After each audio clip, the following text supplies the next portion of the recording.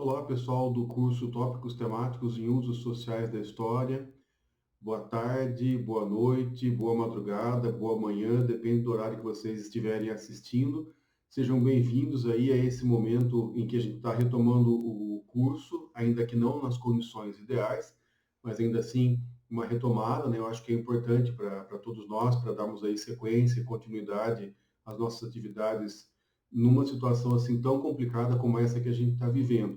Então, vamos tentar fazer, já que a gente sabe que as coisas não vão ser como seriam se fossem presenciais, nós vamos tentar fazer o melhor possível, né? Na aula de hoje, nós vamos continuar no nosso caminho para tentar compreender como que funciona esse processo de produção, circulação e consumo, né, da história. É isso que a gente vem chamando de usos sociais da história, ou seja, historiadores, professores de história, intelectuais, se debruçando sobre os processos pelos quais a nossa reflexão e a nossa relação tempo funciona, é criada, circula na sociedade, é consumida, é reproduzida, e principalmente dentro do contexto atual, quer dizer, dentro das modificações que se introduziram de uma forma muito rápida, muito expressiva, em pouco tempo, e que tem a ver com a tecnologização da vida, com essa invasão do capital sobre o nosso próprio tempo, a nossa atenção, a nossa relação social, né? Essa é a nova fronteira do capital, que se tornou uma das mais lucrativas. Mas isso é assunto para outro momento, para outra aula. Hoje nós vamos nos debruçar sobre a leitura do Paul Connerton, né? Vocês vão trabalhar, salvo engano, com o capítulo 2, mas eu estou mandando aí o trecho específico do livro para vocês.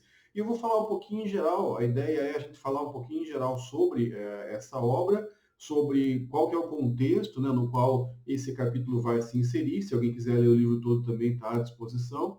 E lançar algumas questões para a gente refletir, tanto no nosso encontro, né, online, síncrono, quanto para quem não puder ou para quem não quiser participar desses encontros, que vai ser na próxima quinta-feira, pode escrever no blog, né, onde vai estar disponível essa consideração que eu estou fazendo aqui em vídeo, por escrito, ok?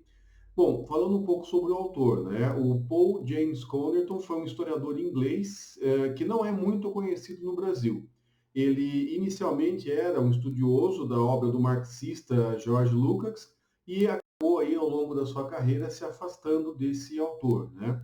Ele estudou os autores da Escola de Frankfurt e, após uma pequena carreira como acadêmico privado, ele se tornou professor de antropologia social na Universidade de Cambridge. Ele ficou notório, né, ganhou conhecimento pela trilogia que ele escreveu, da qual o livro que nós estamos lendo hoje, o capítulo que nós estamos lendo e discutindo hoje, é o primeiro livro dessa trilogia, né? Então, a trilogia é composta por Como as Sociedades Recordam, que é um livro de 1989. O segundo livro é Como a Modernidade Esquece, que é de 10 anos depois, 2009. E o terceiro é O Espírito do Luto, História, Memória e o Corpo, que é de 2011. Nesse livro que nós estamos trabalhando, cujo capítulo nós estamos trabalhando, Como as Sociedades Recordam, o Connerton busca contribuir para o avanço nas discussões sobre memória social, defendendo um ponto de vista bastante particular que revela sua trajetória pelos estudos da do Lukács, dos problemas da comunicação de massa da Escola de Frankfurt e, por fim, das suas incursões na antropologia. Ele vai falar sobre o papel central do corpo, das práticas corporais e do hábito na constituição, preservação e nas transformações da memória social. Para ele, Connerton, não é que a explicação usual das interferências políticas, ideológicas e sociais sobre a memória social esteja errada. Para ele, essa interferência é insuficiente para a gente entender como que a memória social funciona. Não se sustenta se não considerarmos outros aspectos que são não verbais e não textuais de fenômenos, como as comemorações sociais, por exemplo. Então, sim, a memória social é uma dimensão do poder político, diz Leary lá na página 2, né? Não há dúvida, abre aspas ali, não há dúvida de que o controle da memória de uma sociedade condiciona largamente a hierarquia de poder, tá ok? Mas essa formulação do problema não responde ainda à pergunta central do livro, que é, abre aspas, como se transmite e se conserva a memória dos grupos, fecha aspas. Embora ele parta do pressuposto de que a memória social existe, não se pode depreender disso que as memórias sejam homogêneas em uma sociedade. Em tempos de novas tecnologias de informação, como as que nós estamos vivendo, eles estavam vivendo talvez menos, né? Hoje a gente está vivendo de forma intensa e até paradoxal. Mas também, né, nesses tempos que além de novas tecnologias, nós estamos vivendo um choque entre gerações, as memórias podem variar bastante entre grupos diferentes. Por exemplo, gerações, porque diferentes experiências do presente estão relacionadas a formas diferentes de conceber e de experimentar o passado e vice-versa. Então, se as memórias sociais continuam sendo mantidas e transmitidas, a razão para isso precisa ser procurada em algo mais, que não sejam somente as práticas inscritas, ou seja, as que resultam de uma forma de comunicação que existe depois que o organismo, o corpo ou os corpos que comunicou ou que comunicaram, não está mais lá comunicando. Então, ele vai diferenciar isso, né, das práticas de inscrição, que são aquelas pelas quais a memória continua existindo quando o corpo que criou aquilo não existe mais. Então, seriam essas duas formas, né? A incorporação e a inscrição. Se eu tenho o corpo presente ainda nesse processo de rememoração, eu tenho uma prática de incorporação. Se esse corpo não existe mais, quer dizer, se alguém, por exemplo, né, escreveu um bilhete, um livro, uma placa de um monumento, mas o corpo que fez isso não está mais lá, então eu tenho uma prática de inscrição. O autor vai defender que se existe essa tal memória social, ela certamente vai ser encontrada nas cerimônias comemorativas, ou seja, nas cerimônias que são performativas, nas quais a performatividade depende de automatismos corporais. Para desenvolver esse argumento, o Connerton recorre a três casos, grandes casos distintos, que são relacionados entre si pela reflexão sobre a incorporação, lembra lá que eu falei sobre incorporação e inscrição, pela incorporação da memória social em rituais e gestos. E esses três casos vão ser as comemorações da Revolução Francesa, na sua disposição frustrada de reiniciar o tempo e a memória, as comemorações do nazismo e a vida de corte na França do rei Luís XIV. Na nossa opção de leitura, dando continuidade à trajetória de reflexão da disciplina, é pelo capítulo 2, que é intitulado Cerimônias Comemorativas, e que vai trabalhar com as cerimônias comemorativas do nazismo. Para que a gente possa ter uma ideia do contexto, eu vou falar um pouquinho sobre o capítulo 1. Né? No capítulo 1, que se chama A Memória Social, o objetivo é refletir a partir dos grandes rituais da França revolucionária. E entre esses grandes rituais, talvez o maior deles é o próprio guilhotinamento do Luís XIV, que não foi só um ato, né, de assassinar o rei, mas também tem a característica de um ato todo performático, com o público, com um ritual, etc. Que é um ritual trabalhado para simbolizar o fim definitivo da monarquia e da teologia política que legitimava a ordem divina do poder real, a origem divina do poder real. Sobre o poder de criação e de reprodução de uma nova memória social.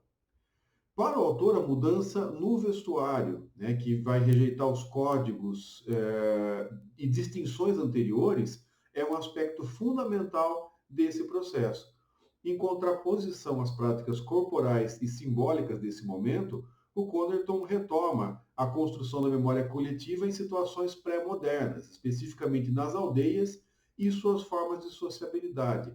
Dessas formas de sociabilidade decorre uma memória comunal que é sustentada na fofoca e na bisbilhotice, que torna cada membro da comunidade bastante conhecido e o exercício da recordação é comum, quer dizer, é dividido entre todas as pessoas que fazem parte da aldeia.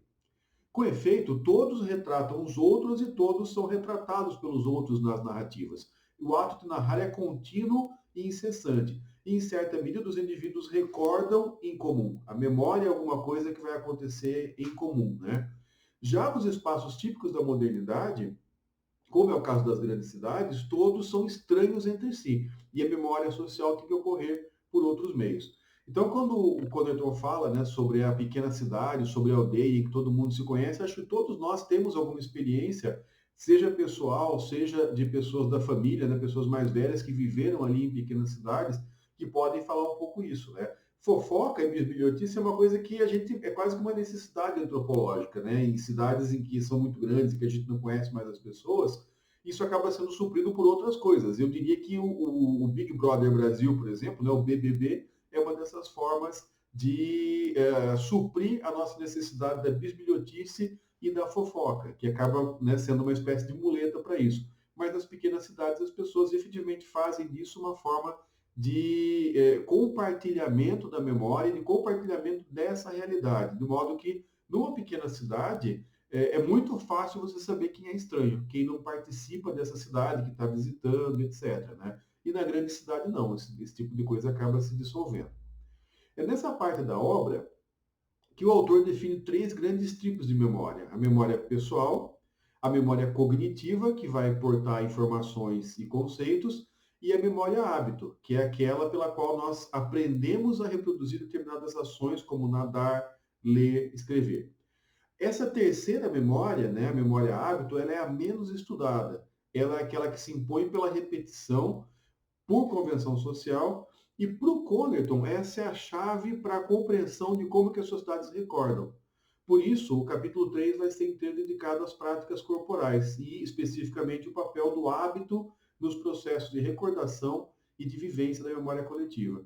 Então, né, diante desse quadro que eu dei para vocês do que é, em geral, o livro, fica aí, então, o convite para que vocês leiam o capítulo 2, quem quiser ler o livro todo, melhor, mas pelo menos o capítulo 2 dentro desse contexto, para vocês verem como que são esses processos de inscrição, né?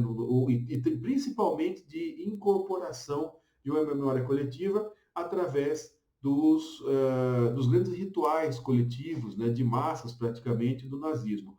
Fica a sugestão também para quem puder assistir, ou para quem já tiver assistido para retomar ali as suas ideias, suas notações, do filme A Arquitetura da Destruição. Se vocês procurarem, dá para encontrar esse filme aí disponível no próprio YouTube, e vocês podem baixar em outros lugares também. Tem várias formas de ter acesso, que é um documentário, né, sobre vários aspectos do nazismo, mas principalmente a dimensão estética do nazismo, e uma grande parte do filme é dedicada para essas grandes cerimônias da memória do nazismo. Então, acho que esse vamos dizer assim, a abordagem geral, né, de como que a gente pode entender o contexto da leitura desse capítulo que vocês vão fazer. E eu vou colocar aqui para vocês algumas perguntas, né, algumas questões que eu gostaria que vocês refletissem, e as respostas, lógico que fica a critério de vocês, o que vocês vão comentar. E aí eu espero assim, vocês vão fazer um comentário, vão desenvolver um comentário, uma interferência, né, uma contribuição, enfim, um pequeno texto no blog, ou vocês vão falar isso na próxima quinta-feira, quando a gente vai fazer a reunião referente a essa aula. Então, reforço, a reunião que a gente vai fazer pelo Google Meet, ela não tem a função de ser uma aula, quer dizer, eu não vou dar aula, não vou expor nenhum conteúdo. Eu estou esperando que cada pessoa que vá ali vá participar fazendo a sua intervenção a partir da leitura do texto. E quem não puder vai fazer essa intervenção por escrito lá no blog, conforme as orientações. Mas vocês ficam absolutamente à vontade sobre como vocês vão fazer essa intervenção, o que vocês vão abordar, o que vocês vão priorizar. Eu vou falar três reflexões, né, três caminhos possíveis de reflexão a partir daquele capítulo, que podem ser a resposta de um, ou de dois, ou dos três itens aí da reflexão, pode ser um caminho orientador aí para vocês escreverem a contribuição de cada um, seja no momento síncrono, que é a reunião online, seja no assíncrono, que é a interferência, né, a escrita no blog. De qualquer forma, eu vou tentar, na aula, fazer isso ao vivo, e quem fizer por escrito, eu vou tentar comentar também os comentários de vocês, para que a gente possa ir estabelecendo um processo de diálogo. Então, a primeira reflexão que eu queria colocar para vocês é: como que nós podemos avaliar a memória social no Brasil de hoje?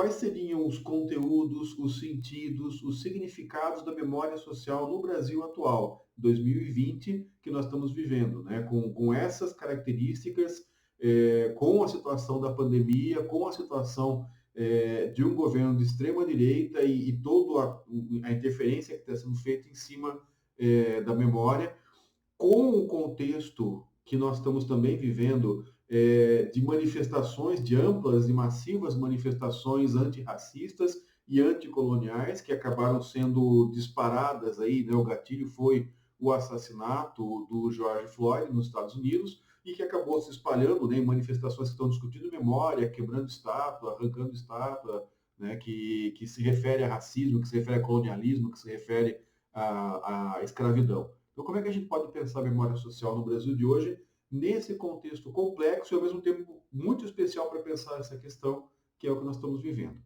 Segunda reflexão seria, né, considerando o fim, que desde o final do regime militar brasileiro, as cerimônias comemorativas nacionais, né, as cerimônias patrióticas principalmente, as datas nacionais, 7 de setembro, Tiradentes, Descobrimento do Brasil, etc., essas cerimônias comemorativas na escola e fora delas perderam muito espaço. Partindo do pressuposto de que há e é transmitido uma memória social, e se não está acontecendo isso por cerimônias cívicas, por que meios rituais essa memória estaria se perpetuando? Ou será que está errado? Quer dizer, será que efetivamente essas cerimônias continuam acontecendo e aí a memória está indo por aí? Ou será que continua acontecendo e a memória não vai por aí, pelas cerimônias cívicas? Ou será que ela vai um pouco pela cerimônia cívica e um pouco por outros meios? Que meios seriam esses? Né? Que funcionamento que é esse? Terceira reflexão. Seria possível considerar que as sucessivas manifestações dominicais que a direita vem fazendo, desde o impeachment da Dilma Rousseff, são um simulacro das comemorações cívicas perdidas do passado? Então, veja, eu estou partindo do pressuposto de que as comemorações cívicas, históricas, patrióticas que se faziam na época da ditadura militar e um pouquinho depois também, principalmente em escolas, mas eram comemorações que acabavam levando, né, as crianças junto, os pais das crianças também, dos adolescentes também acabavam participando, elas deixaram praticamente de existir ou perderam o significado que elas tinham. Será que essas manifestações de que a direita, que a extrema-direita vem fazendo no domingo, pede para fechar a STF, pede para não sei lá o quê, e leva a bandeira verde e amarela, será que elas são um simulacro para compensar aquelas comemorações cívicas que foram perdidas, né, que não são mais feitas, ou pelo menos não são mais do jeito que eram feitas na época da ditadura?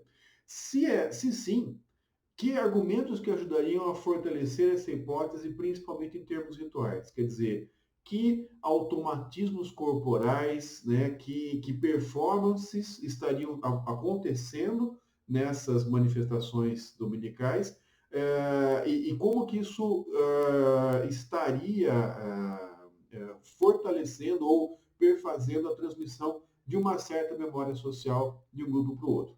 Bom, gente, basicamente é isso. Espero encontrar vocês, então, na próxima quinta, que a gente vai discutir presencialmente não, né? Sincronamente, esse capítulo 2 do Connerton. A gente vai tentar fazer isso em mais ou menos uma hora, mas eu vou ficar disponível para vocês pelo tempo que for necessário, para que todos possam, né, conversar. Quem não puder participar dessa atividade online, pode escrever no blog e eu vou tentar aí dialogar com vocês por escrito, ok? Então, até a próxima quinta. Boa leitura, um abraço e se cuidem e, se possível, fiquem em casa.